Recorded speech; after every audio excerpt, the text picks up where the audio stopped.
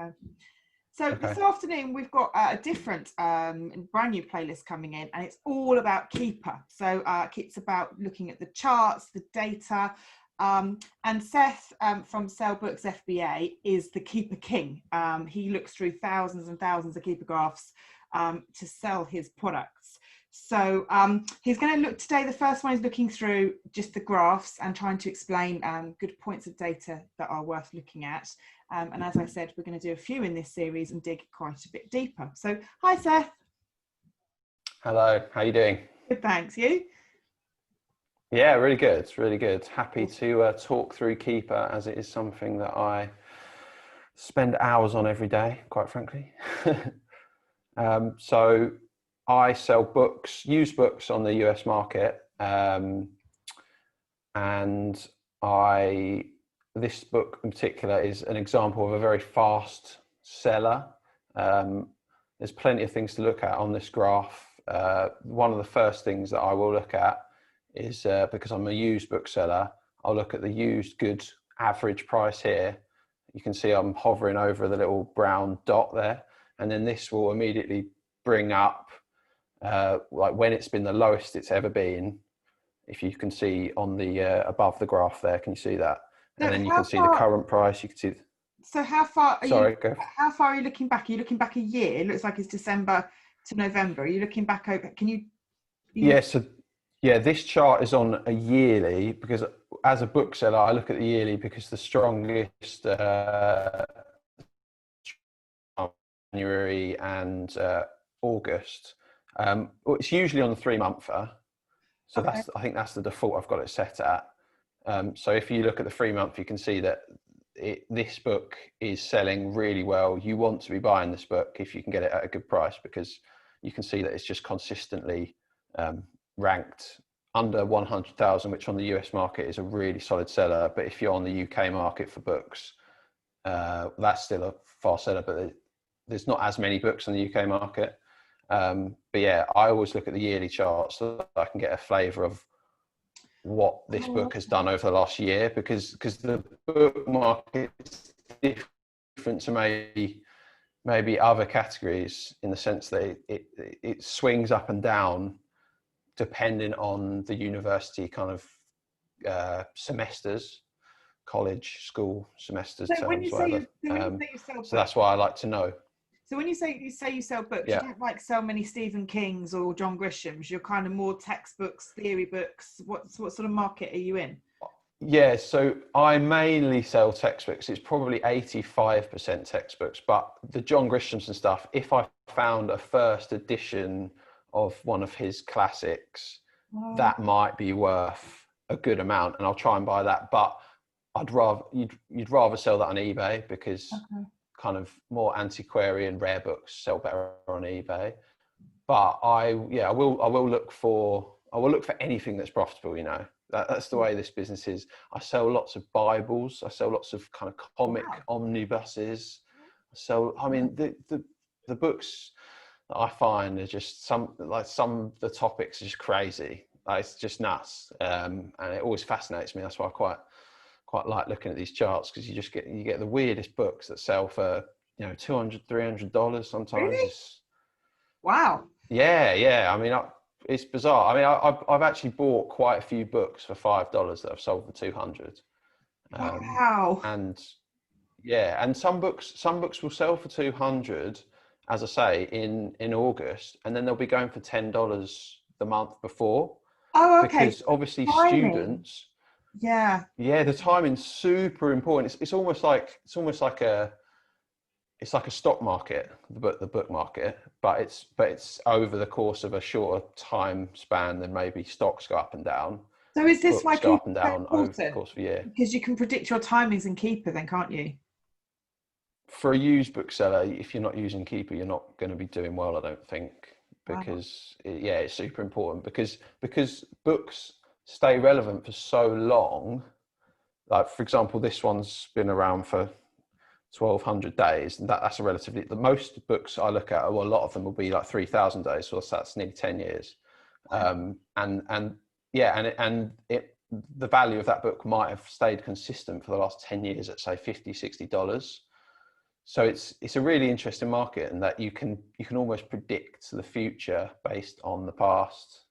So So what do like all these I lines mean obviously in the top graph? Because so because there's in the lots of top, lines and colours. What do all of the yes. what do they mean?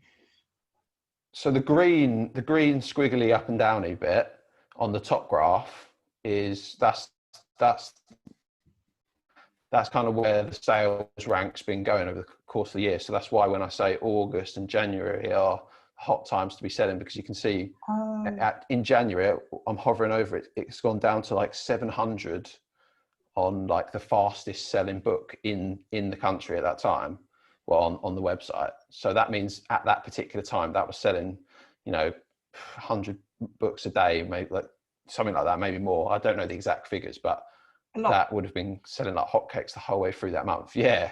And Wow. then allied to that, you can see that kind of the basic economics, that as the supply is going down, the demand's going up, supply is going down, right? So the price is then going up here, because I can see as the month goes on, the used price is going up from say 112 at the start of Jan or late December, and it's going up to 135 there.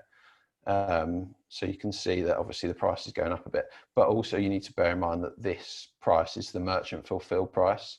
So if you're selling FBA, obviously you can get a bit more money for it. What line would you tick if you were looking at the FBA? Is there a colour or is there a way? That's the problem with Keepa, right? And the Amazon API, to get a bit more techy, is that I don't think Amazon provides that data.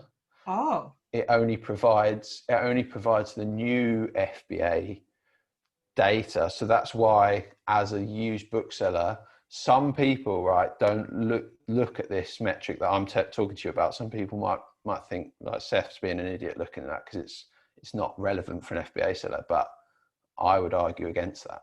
But I'm probably going a little bit against the grain in that against the respect. grain is good. But My whole business is built on against the grain. I go against yeah, I think that's the way to go. the whole structure. Oh, Yeah. awesome. Okay, so you've talked about, so how, just for people who are absolutely brand new to Keeper, I mean, Yeah. Seth is a used bookseller, so we'll be doing another video from an online arbitrage point of view, particularly with apprenticeships. But Keeper is Keeper, no matter what you're using the data for. It's all about sales and numbers. So when you said there's the number of sellers went up, where was that in the graph? Can you just point Yeah. to So that a bit? so the bottom graph there. So the middle graph, I don't tend to look at that much, because it's kind of just replicating what's happening in the top graph. Yeah. So for newbies, I'd say don't actually worry about the middle graph. I think you can even just set that to not be there. I don't know why I've got it actually. But the bottom graph's very important, Yeah. because this probably isn't the best example of supply and demand working well. But what you were saying just then about, from a retail arbitrage or more UK based online arbitrage approach, this bottom graph is going to be super important to you, because you can see the used offer count and the new offer count, where it's been over the last year. Sorry? What's the difference between a new offer count and a used offer count? Oh, so the used offers is how many sellers have put a used book offer. So if we scroll down, we can see Oh, these are the used offers. okay. But if we click the condition new, obviously these are the new sellers. So on the graph there, you can see that on this particular book, the new offer count is kind of staying quite steady between 4 and say 6, Okay. whereas over the year it's staying steady between say 4 and like 13, 12. But the used offer count is kind of going up and down a bit. So, But that's going to be super important for anyone really, because if you can start to see a trend over the last few months that the new offer count, or any offer, it depends obviously if you're a used seller or a new seller, but if you can see that it's diving down a bit, you might be able to take that opportunity to buy up stock, send it in, and like capitalize on the offers going down and the prices potentially going up. so what does this graph kind of tell you? What's the main takeaways that you're looking at from this particular pattern of this particular graph? The main takeaway from this book is just that you want to, if you can, you want to be buying this in December, because you'll be able to get it the cheapest. Okay. and you'll be able to sell it for a really good profit in January. But also you want to buy this year round if you can, just because it's good, it sells year round. But if we were to look at a book that is a little bit less in demand over the course of the rest of the year, the green squiggly bit will go shoot straight up from February onwards. Oh, okay. And no one will buy it sometimes until July. So I've got another example of this one here, which is a So bit more like do that. you buy and hold then, or do you send, or do you? I try to buy books that sell year round, or I buy books so cheaply. Like this one, for example, doesn't sell particularly well from February right through to August. Again, you can see the graph, the squiggly lines going up a bit, the ranks going up from, say, 18,000 in mid-Jan, and it's going up to a high of 600,000. Right, so you can tell there. That's I a tell massive jump. I don't really want to be buying. Yeah, and this is actually not the most extreme example. There's thousands of books where the jump will go from 20,000, say, to 1,000,000, and this is why the books market can go so crazy. Like I was saying, you could buy a book here mid-December or start of December. You could potentially buy that for $20, and then you could sell it for I $100 in can't believe Jan, it's just at the because. end. So the September to November this year, that's literally just like loads of little low Yeah, lines, and then bosh, up it goes. yeah, no one's buying the books, and this example, so you can see the used off account at the start of August is, well, at the height it was at 30, and then it goes right down to 10. So why is So it gone obviously from 30 to 10? What's happened to the other sellers? that's just where all the students who have got their term like coming up, they've got their classes coming up, they need to find a textbook, and because used books are kind of something that you can't replenish unless they become available. They're not just in Argos or Tesco. You can't just buy a used book. So it's almost, they're a commodity, right? So if you can't, yeah, you don't know when they're going to spring up. So that's why sometimes they can be worth so much, because students have got their loans and they're much better than the loans you get over here. Oh, They're, wow. they're happy to pay $200 for a book because it might be the only book available, and then the new price might be, say, $300. So they're happy just to take a cut. And students aren't looking at Keepa graphs, are they? So they don't see the fact that they could have bought it a month ago for $10. They're not annoyed So, about that. They're so probably just focusing on. where you've gone from 30 to 10, does that mean the other 20 sellers have sold out? Is that why they've gone? Yeah, Oh, yeah, wow. yeah, for sure. So how many Yeah, would you because hold I of this book? Will you have like two or well three? Are you looking for I one? yeah, I probably wouldn't. I don't really use that strategy, because I would rather turn my inventory over as fast as possible, Okay.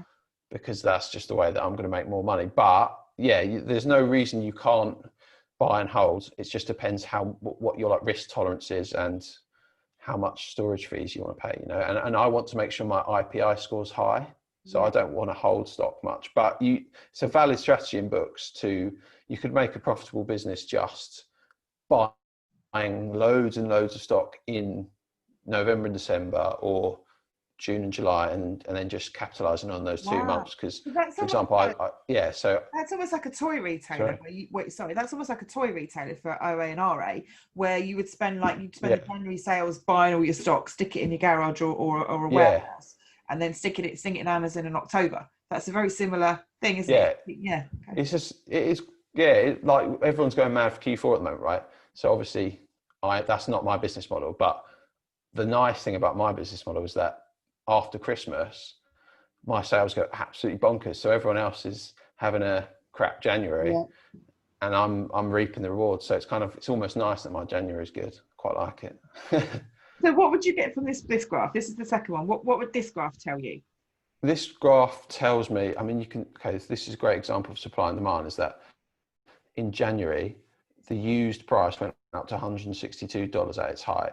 And then look, right at the start of February, it's gone all the way down to 30, just because people, like, the demand's not there. And maybe a mega seller has got like a few more copies in. Because I think the problem with this bottom graph, the used off account, this is telling you how many sellers have got listings, but it doesn't tell Not you how many books? which yeah, how many books each seller has. So this particular, I'm thinking with this particular example that one seller had like 10 or 20 copies, and they obviously and they got to the end of January and they were like, oh no, we're not going to be able to sell out. So then they've dropped their price from 160 right down to make sure they sell out. Okay. So there's a lot of that going on. That's another thing with the used book market. You do have to watch out for mega sellers who've got lots of copies, because there's a big rental market there. So some sellers will have a load of rental copies that they'll yeah, Wow, I students didn't know rent that books. either. It's weird, isn't it? Wow. Yeah, I know. I've learned so much selling on the US market. It's just, yeah, I think students over there are so different to the UK students, you know. Yeah. Yeah, Okay. renting a book's weird, isn't it? You think I wouldn't, we just because get I stuff out of the doodle library, all wouldn't mine. we? All my uni books have got like doodles and like scribbles and highlighters, and like I couldn't lend mine to someone else. Yeah, So no.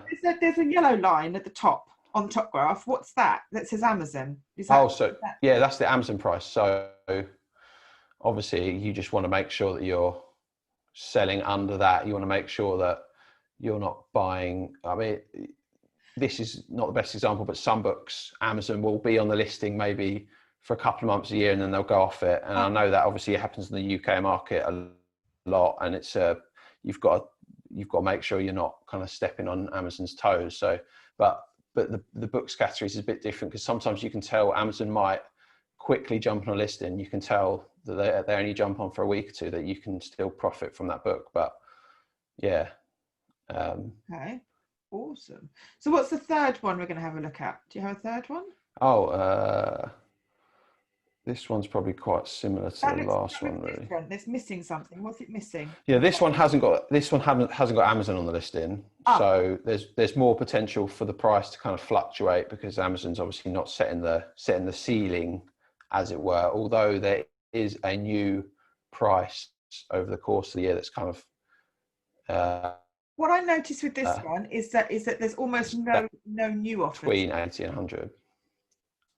Yeah, sorry. What I noticed on this one is there's almost no new sellers. Yeah, well, or yeah, I think it's probably because this new seller here. I think my connection's going a bit. No, Can you still hear me? Yeah, we've got you. Okay, yeah, I think it's just that this seller's probably the only person who's got this book in stock. Wow.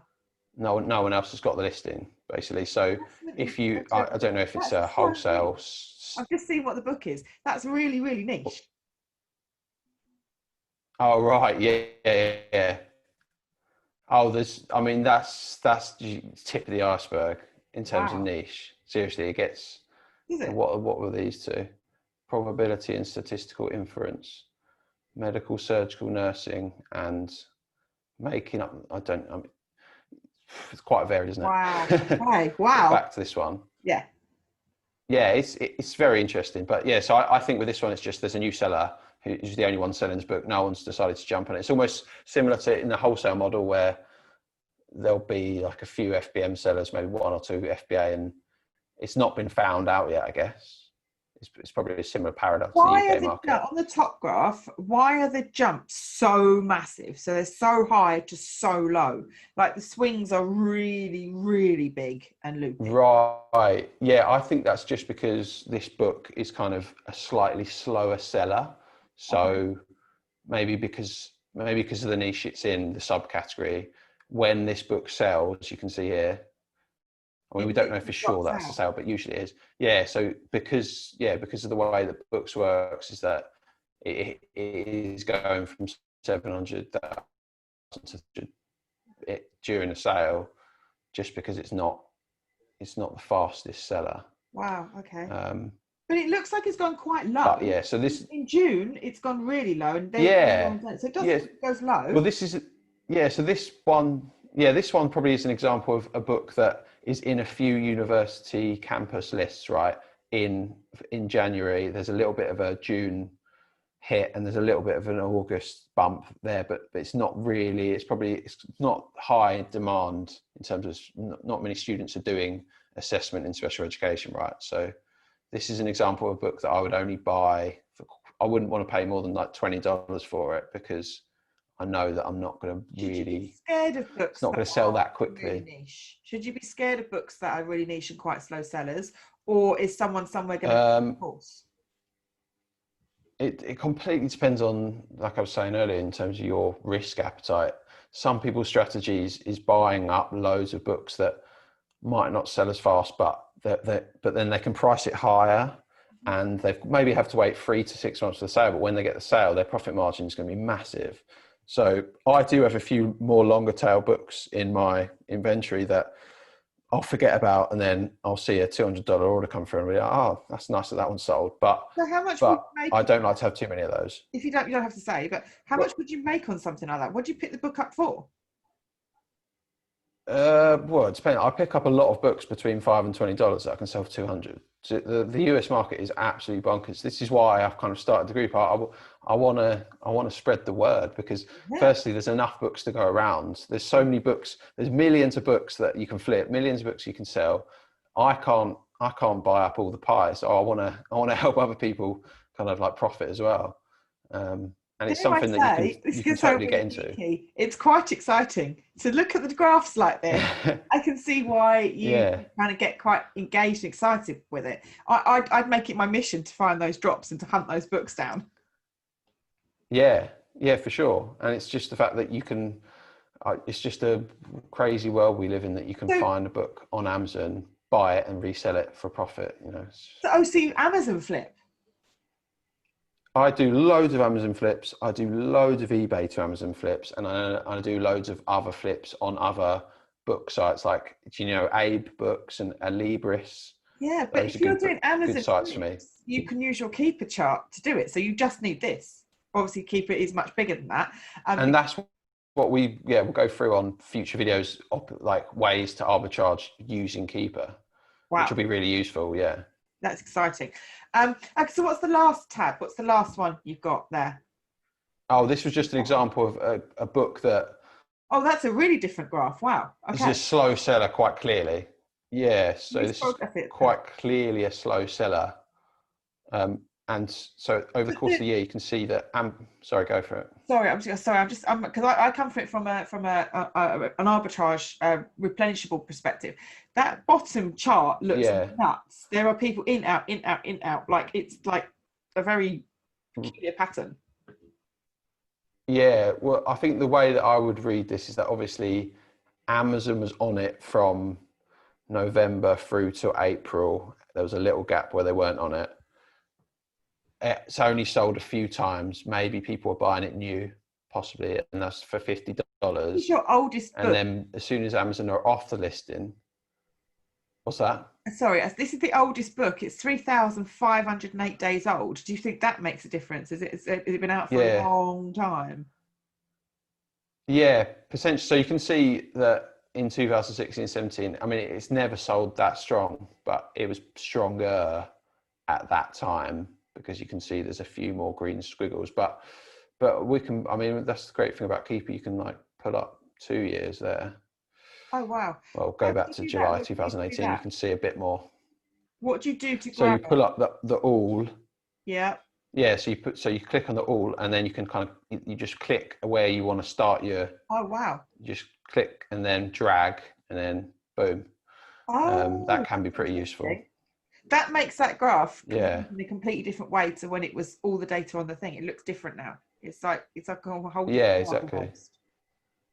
And like the way I'd read this is that people do buy this book not very often, and the reason that no one's buying it now is because it's the sellers are trying to get more for it, and people aren't willing to pay that. So the market's not paying. They're charging too much. But if I could buy this for $20, right, I would, because I know that I could sell that for 50, maybe in a couple of months. So that sales rank's massive, 2.5 million. That's huge. That It sales rank. is, but yeah, it is. But this is an example. I'd say that's it's an artificially high sales rank, because people are pricing, the sellers are pricing themselves out. So I think I could sell that book in a month if you put it on the listing for $40. So this is the intricacies of the book market. Sometimes the sales rank's not telling you the truth. Right, okay. actually. See, I'm not a fan of BSR. Um, People will say to me, I found a toy, 3,000 BSR. And for me, that's a yeah, snapshot on Monday at 12:05. And on Tuesday at 9 o'clock in the morning, yeah. it might be completely different. So I tend to look at the percentage of the BSR. So I like things that are in the top 4% of the category. I don't really look at the BSR rank. Well, yeah, I just look at the average, right? I look Yeah. at the 180-day average, or I look at when it's an example like this, I'll look at the kind of 2 year, 3 year, and I'll see, Oh, it says it. and that's why I'll mix it in with, Sorry, I've cut your. yeah, yeah. So, I'm well, terrible at that. I just talk about. So I've never even taken the time to know. I must have seen that 1,000 times. Never looked. So it's got 2,000, yeah, 2.6 million, and then it's top 5% yeah, in books. Okay, and it's top yeah. 18% in So that art shows how many books photography. there are. Yeah, millions. Yeah. I mean, that obviously the bottom three are not relevant at all to what sellers care about, but this top rank, I don't think, like you say, I don't think that's useful in of itself because it's No. the snapshot. But if you then, we can do this on another video. If you go to the data tab, that's where you can find the average Oh, sales rank. okay. Right. Oh, sorry. Here we go. I've got it there. So you hover over the green dot, sales rank here, and we can see that it's currently at 2.6 million. The average over 90 days is 2.6, and over 100 it's 2.3. Where are you reading that So, data from? Oh, just above the top of the but graph. yeah, yeah. So we could have done that on the previous three examples as well, and that's what I will look at when I want to assess whether to buy a book or not. I will look at the used price and the sales rank, because those are the two key metrics for me, So and probably look at the offers as well. So will we go into this? So just give people a bit of a snapshot of to what you're going to be looking at. What other things can Keepa do without going into detail? Because we will bring other videos out. Most people go into Keepa, see the graph, and that's all they do with it. What other tabs are there? What can you whet our appetite? Right. Yeah. Whet the appetite Yeah. is so the track product tab is something that I use daily. That's where you can set your Keeper alerts. Obviously, everyone knows about Keeper alerts. I've got 5,000 of these I don't use set. Keepa alerts. Not everyone knows. Oh, okay, right. Well, I use sorry. the Yeah, data every tab. bookseller will use them. Yeah. Yeah, so we'll definitely dedicate a video to alerts because they're super important Yeah. for my business, and that might provide value for other people. Obviously, the data tab Yeah. is super important. That kind of just goes into more depth to what we were just talking about, but it might be good to kind of, for the geeks that want to geek out, Yeah. Yeah. There's a lot to go into this page, because there's a lot more info to look. So if you want to go in more granular into your buying decision and make sure you really like yeah. buying the right book, then this is a great example. And then also on the actual Keeper website itself, there are tools that we can find arbitrage opportunities on daily, and it doesn't have to be books, it can be any category really, and we can go into those. That sounds like quite a secret hidden tip that most people wouldn't know to look on. Yeah, it took me months of using Keeper to find it, to find them. I mean, there's more than one way of kind of sourcing on Keeper. There's Yeah. like 2, 3, 4. There's probably more that I don't know about, but we'll go through the ones that I use on a regular basis, and that would be really that should provide a lot of value for viewers. Yeah. And then I'll add some videos where we're going to reverse it round, and Seth will kind of interview me about how I use Keepa from a retail and online arbitrage perspective. So by the end of these videos, maybe 5, 10, 7, something like that, you will know how to use Keepa, whatever your business model, whether you're US, UK, books, retail arbitrage, or replenishables. Between us both, we will have a Keepa deep dive somehow. Yeah, we're all going to be Keeper kings. We are. Awesome, fantastic. So thank you very much. So where can people find you if they want to know more about the book selling market? Because that's your... Yeah, so I've got a Facebook group called Sell Books FBA, and also I've just started a YouTube channel, which is just type in Sell Books FBA. Okay, I'd love it if people subscribed and join the group. Yeah, I will link both of those Sorry, in here. Yeah, I'm sure Seth will welcome lots of people into the books, even if it's just about kind of learning a bit more and deciding whether it's something for you. Because as I said, the market is enormous and there's plenty of room for lots of new sellers, I think. Yeah, and you don't have to be based in the US, which is just something that people don't seem to realise. So I want to make sure that all the UK and EU. I'm going to deviate quickly. So you don't sell your stock in yourself? Yeah, so my business model is as I say, I buy on Amazon US. I'm based in London. I ship it to a prep service. They will take in the book, they will grade it, they'll list it for me, and then they'll send it in FBA Wow. once I give the go ahead, and then they'll be available for sale. And then I pay the prep service a certain amount, dollar amount per book, and it means that I can run a book business without even touching a book, which I haven't So done. all you have to do And is this. All you have to do is source. that's pretty much all I do all day, alongside repricing and kind of admin, you know. Wow, I'd So love to do yeah, that. Sourcing is my favorite bit. I love sourcing. same. I get a real kind of buzz out of finding a really unusual item or like a new retail website that no one else has spotted. I really enjoy the sourcing part. Yeah, I think we're very like-minded in that For respect. sure, for sure. Perfect, brilliant. So now you know how to get hold of Seth, and you know how to have a look at your Keepa guide. We will bring more videos out. But for now, thank you very much. I look forward to next time. Take care. Bye. Cheers. Take care.